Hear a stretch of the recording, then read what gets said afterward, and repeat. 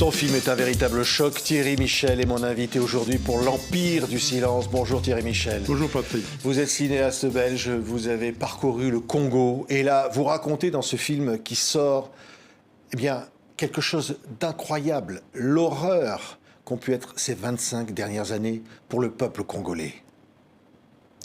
Mais oui, j'ai essayé de faire la chronique de cette tragédie et comprendre comment on en était arrivé là. Et en fait, tout le monde a des images éparses de ce qui se passe au Congo. Il fallait, comme un puzzle éclaté, il fallait en faire une mosaïque, remonter le fil de l'histoire pour essayer de comprendre les tenants, les aboutissants, les responsables. Qu'est-ce qui avait mené à ce désastre? Regardez, ça s'appelle l'Empire du silence.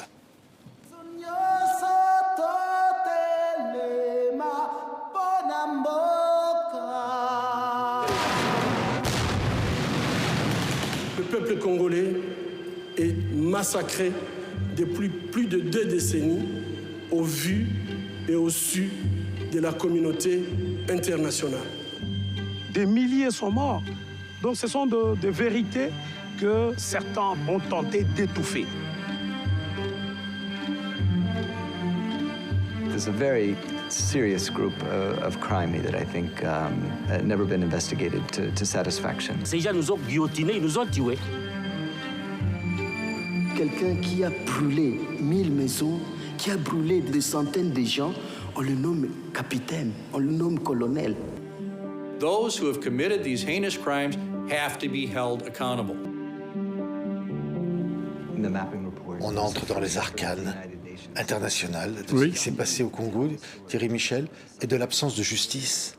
Alors, c'est vrai que dans le film, il y a les deux niveaux. J'étais écouter les victimes, porter leur voix. Je sais que leur détresse ou leur révolte devait être exprimée. Et comprendre aussi pourquoi, depuis 25 ans, on n'a jamais trouvé de solution à ce qui se passe à cette tragédie congolaise, à ces guerres et ces massacres. Pourquoi jamais il n'y a eu ce qu'il y a déjà aujourd'hui pour l'Ukraine, par exemple, des sanctions très évidentes pour obliger à avancer. Pourquoi certains criminels de guerre ou criminels de crimes contre l'humanité peuvent venir faire leurs courses en toute liberté aux Champs-Élysées ou à Bruxelles ou à New York, à la 5e avenue. Donc là, il y a un sérieux problème. Ces gens ont gagné le pouvoir, ont gagné leur galon, sont aujourd'hui au sommet parfois de la hiérarchie militaire ou politique, par le sang, par la violence et par la prédation des richesses également. Oui, mais il y a un rapport aux Nations Unies avec la liste des auteurs de ces atrocités. Ah non, la liste des auteurs, elle est confidentielle, c'est ça la question. Il y a un rapport exhaustif sur 10 années qui se termine en 2003. Il faudrait compléter ce rapport. On est en 2022. Mais sur 10 années, on a listé 617 crimes graves, classés crimes de guerre et crimes contre l'humanité, voire volonté génocidaire.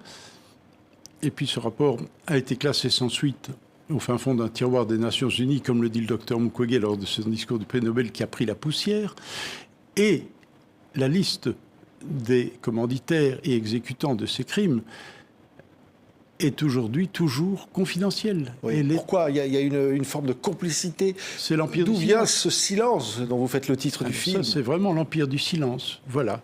Imaginez, on est 20 ans ou 25 ans après les crimes nazis, au tribunal de Nuremberg, qui est censé juger les criminels nazis. On dit, voilà, vous allez pouvoir connaître où ça s'est passé, le modus vivendi, le nombre des victimes, le jour, l'heure, comment, si on a démembré ou brûlé les gens vifs dans des maisons. Vous pouvez tout savoir, mais pas le nom des criminels. C'est inimaginable. C'est totalement surréaliste. C'est le cas du Congo. Alors pourquoi le Congo? Pourquoi le Congo n'a pas de tribunal pénal international alors que le Rwanda, il a fallu 3 ans pour l'ex-Yougoslavie, que le Sierra Leone a eu son tribunal? Pourquoi le Congo, à nouveau, est l'oublié de l'histoire? Regardez encore des images de ce film, l'Empire du silence. Quelqu'un qui a brûlé 1000 maisons, qui a brûlé des centaines de gens, on le nomme capitaine, on le nomme colonel. Those who have committed these heinous crimes have to be held accountable. in the mapping report, was the first effort of the United Nations to try to document and tell the story of the suffering of millions of Congolese. Mon pays et systématiquement pillés avec la complicité des gens qui prétendent être nos dirigeants. On a la moitié des députés qui considèrent que pour avoir accès aux ressources, on peut tuer. Ayons le courage de révéler le nom des auteurs des crimes contre l'humanité pour tout simplement éviter qu'ils continuent d'endeuiller cette région martyre. On entendait le professeur Denis Mukwege, prix Nobel de la paix auquel vous aviez consacré ce film, L'homme qui réparait les femmes, demander justice. Oui. Mais même cette voix-là n'est pas entendue. Indéniablement. Quand on parle des victimes, on est entendu. Dès qu'on parle des responsables des crimes, c'est-à-dire des bourreaux, le silence se fait. C'est clair. Et il y a une forme de complicité tacite, d'impuissance avouée de la communauté internationale. Même dans le film, le haut-commissaire aux droits de l'homme avoue son impuissance. Oui, oui. Alors, vous nous dites, et vous dites dans le film d'ailleurs, il y en a qui ont aujourd'hui des fonctions imminentes au Congo, Oui. qui sont des tueurs de masse. Oui. Ben oui, indéniablement. Il faut épurer l'armée. Il faut commencer des processus de justice. C'est, je pense, un des objectifs du film, que ce soit par un tribunal pénal international, que ce soit par des tribunaux mixtes où des Congolais vont juger les Congolais. Mais bien sûr qu'il faut trouver ce qu'on appelle la justice transitionnelle. Et si on prend la question des fosses communes, dans le film, vous avez vu, il y a des fosses communes qu'on est en train de vider des corps, des victimes, pour effacer les traces. Et 2 experts des Nations Unies sont assassinés parce qu'ils veulent justement répertorier ces fosses communes. C'est vous dire que c'est extrêmement sensible. Et donc déjà, sécuriser les fosses communes, exhumer les corps, commencer un travail, un processus de justice, d'identification pour les victimes d'abord, et les survivants qui peuvent identifier, enfin peut-être, faire le deuil de leurs proches, mais aussi pour la justice, ce sera un début déjà extrêmement important. Oui, on voit des images insoutenables dans votre film de Thierry Michel. J'espère pas trop, parce qu'il faut que Insoutenable. le public puisse quand même les Oui. assumer. Mais c'est vrai que j'ai mis des images un peu dures, parce qu'il faut qu'on sache, qu'on ne puisse plus dire « on ne savait pas ». Non, on sait. Et ce film a aussi une vocation de donner des éléments factuels précis pour qu'une justice puisse commencer son travail. Oui, viol, assassinat, même anthropophagie dans certains cas, des assassinats de masse. Oui. Et au fond, c'est quoi la responsabilité? Parce que beaucoup de pays sont impliqués. J'allais dire, ce pays, le Congo, est comme la victime de sa propre histoire et de ses richesses. Ça, c'est clair. Si le Congo n'était pas un des pays qui recèle, que ce soit par son sol ou son sous-sol, ces richesses qui en font un coffre-fort de l'humanité en termes de matières premières et de minéraux rares, le coltan. Prenons le coltan que tout le monde a dans son téléphone mobile, son laptop ou son ordinateur. Le seul Kivu, région combien sensible à ces massacres, en recèle 70% des réserves mondiales. Ce pays d'une richesse incommensurable à tous les niveaux. Sa forêt, la plus grande du monde après l'Amazonie, qui se rétrécit. Son fleuve, qui a une puissance hydraulique qui dépasse l'entendement, le 2e du monde après l'Amazone. La terre congolaise, sur l'équateur, qui permet 2 récoltes par an. Donc s'il y avait des routes, des voies de chemin de fer, des voies navigables convenables, mais ça serait un exportateur, évidemment, en termes agricoles. Et évidemment, les minéraux principaux standards, le cuivre, le cobalt, le coltan habituels, et tous les minéraux rares, nobium, tantalium, coltan et autres, germanium, qui sont au Congo. Donc ce pays devrait être un dragon, un pays de référence, un des grands pays importants et de l'Afrique. Or, il n'est pas classé parmi les pays les plus pauvres. Oui. C'est un scandale absolu. Comment vous l'expliquez que ce pays qui a le plus de richesses est aussi le pays le plus pauvre? Mais il y a une relation de l'un à l'autre, évidemment. Et ce pays a fait l'objet de prédations, évidemment, multiples. Tous les vautours sont venus manger sur le corps de la bête, c'est évident. À commencer par les pays limitrophes qui sont venus faire la guerre. C'est bien expliqué dans le film, je pense. Des pays comme l'Ouganda, le Rwanda sont venus faire la guerre au Congo et piller les richesses du Congo, au point d'ailleurs de se faire la guerre entre eux. On voit qu'à Kisangani, il y a eu une guerre pour s'approprier les richesses diamantifères entre deux puissances occupantes, et 6000 bombes sont tombées sur la tête des Congolais. C'est quand même un peu particulier. Oui, vous racontez, et c'est aussi votre histoire avec le Congo, le nombre de films que vous avez pu faire, Thierry Michel, la chute de Mobutu, qui ouvre pour vous un espoir, et qui est tellement déçu. Ah oui, parce qu'on a cru que là, on allait aller vers une société démocratique, en tout cas au minimum humaniste. Et puis, ça a été des rendez-vous manqués de l'histoire, avec Laurent-Désiré Kabila, qui s'est autoproclamé président, a pris le pouvoir, par la manière dont on sait, bâti aussi cette prise du pouvoir sur le crime. Et puis après, il y a eu son fils qui a régné pendant 18 ans, et le pays a sombré dans la déliquescence de l'état de droit, qui dans certaines régions devient, au-delà de la déliquescence de l'état de droit, une déliquescence des références morales minimales de l'humanité, où tout d'un coup, l'homme redevient une bête, un loup pour l'homme. Et ça montre toute l'importance de la justice dans un pays, du droit, d'une société, des structures d'une société pour canaliser ces forces, ces pulsions morbides, ces pulsions de mort, et permettre aux gens de vivre sereinement, dans la paix et simplement, et la liberté. Oui, on a l'impression que ce film, c'est presque un mausolée pour ces centaines de milliers de victimes anonymes, oubliées. Ah, c'est une des fonctions principales du film, évidemment, c'est lutter contre l'oubli. L'oubli qui peut entraîner, évidemment, aussi le négationnisme, qui est un risque terrible.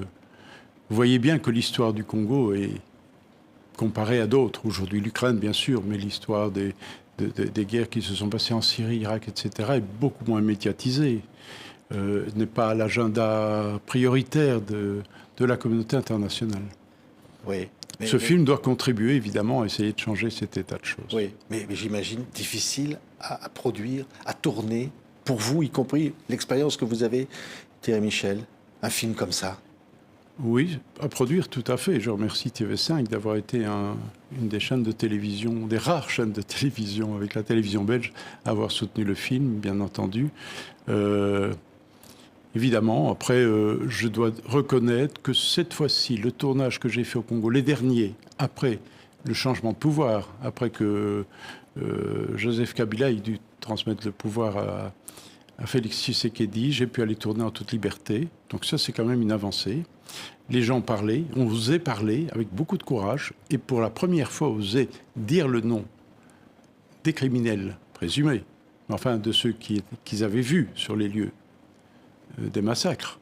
Ça, c'était aussi extrêmement important. J'ai vu des populations qui se structuraient, des femmes qui se fédéraient, des camps collectifs, qui faisaient un travail de résilience extraordinaire, qui étaient même devenues des résistantes. Donc on a vu cette force, et aussi ce docteur Mukwege, prix Nobel, qui a fédéré et qui a permis à ce qu'il y ait de nombreuses manifestations pour demander justice et rappeler que le rapport mapping, qui est une des pièces maîtresses d'un processus de réconciliation, et d'amener les coupables devant les tribunaux. Donc, et autre aspect positif aussi, j'ai pu aller présenter le film au Congo. C'était quand même extrêmement important que les Congolais puissent le voir. Maintenant, c'était des avant-premières à Kinshasa, au Palais du Peuple, prestigieuses et importantes, évidemment, et symboliquement essentielles. Maintenant, je dois encore faire toute la tournée à travers le Congo, pour que les populations des différentes villes et provinces martyrs puissent voir ce film. Oui, vous allez pouvoir le faire. Vous ne risquez pas d'être arrêté éventuellement J'espère, je ne peux que l'espérer, je ne peux pas le promettre. De toute façon, il y a déjà une procédure en justice qui commence à mon encontre pour interdire le film, le saisir, voire me condamner à une peine d'emprisonnement. Oui, mais bon, on va faire face. Venant de gens que vous citez ou accusés dans le film ? Pas directement, ça serait trop facile. C'est beaucoup plus habile que ça. C'est un cinéaste qui fait campagne contre ce film et qui veut me poursuivre en justice. Oui, mais vous irez tout de même sur place. Je pense qu'il faut être présent. Il faut en faire un procès politique. Il ne faut pas laisser ce type de censure s'opérer, cette violence contre la vérité de l'histoire, pouvoir être effective. Non, je pense qu'il faut mobiliser la société civile, mobiliser les organisations de droits de l'homme, mobiliser la presse pour dénoncer cette tentative d'interdiction du film au Congo. Oui, sans justice, pas d'avenir. Au fond, vous dites ça, Thierry Michel. Sans que ceux qui ont commis ce qu'on voit dans le film ne répondent de leurs actes. Je pense qu'on ne peut construire la paix que sur l'apaisement et la justice, qu'il faut réconcilier les gens et qu'on ne peut pas être continué par la terreur et voilà. Et la souffrance humaine de toutes ces victimes qui m'ont demandé de porter leur voix. Partout où j'étais, c'était le même espoir.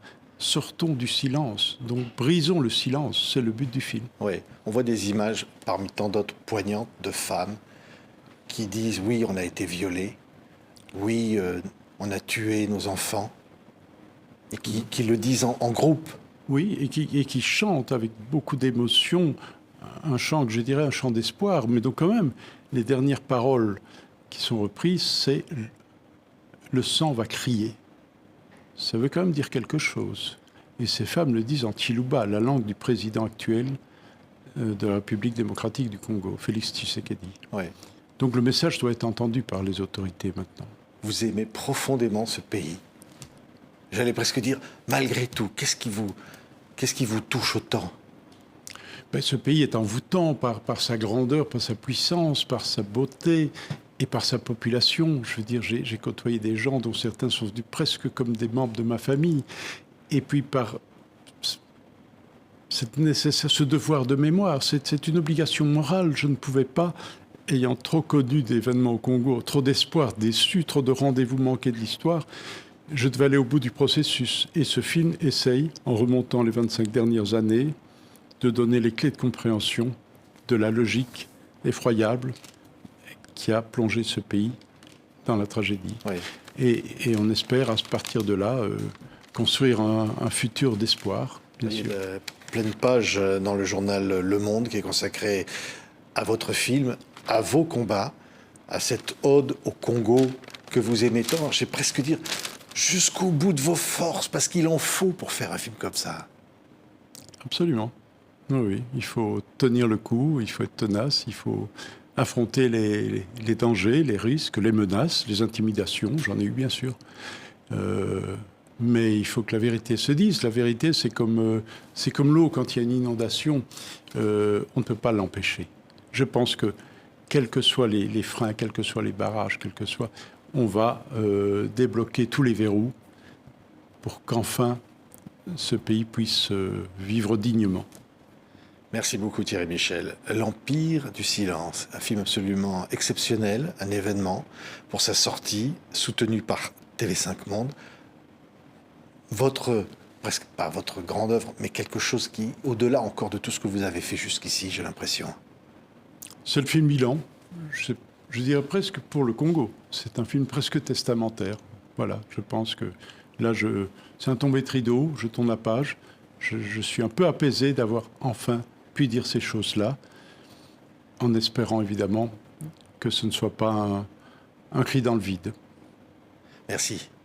Merci beaucoup. Thierry Michel, L'Empire du silence. Merci beaucoup. Merci.